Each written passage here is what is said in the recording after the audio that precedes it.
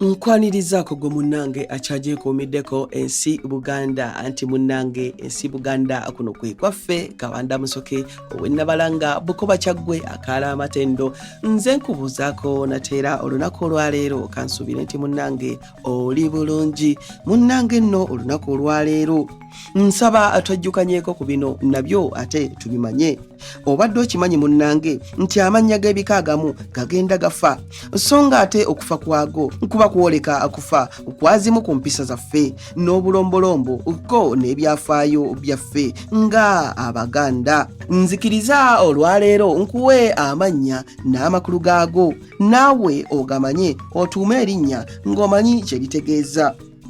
Kati erinnya Ssennyonjo oba Nannyonjo amannya gano gava mu kigambo ennyonjo nga kino kirina amakulu ga mirundi ebiri. Amakulu agasooka waliwo ennyonjo ezaatikkirwanga kabaka ku ngule ye nga bino byabanga byuma ebyaweesebwanga ne bissibwa ku ngule ya kabaka okwongera okugirabisa obulungi. Ku makulu gano kusobola okuba nga kwe kwava amannya Ssennyonjo ne Nannyonjo.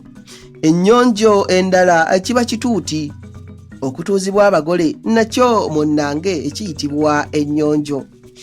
Abange ebyo nno osiibisuseekaawo wabula munzikirize nzire ennabalanga Bukoba Kyaggwe tuddiŋŋana ate mu kitundu ekirala ng'ate munnange nkuwa ebirala. Ayi Katonda kuuma Namulondo.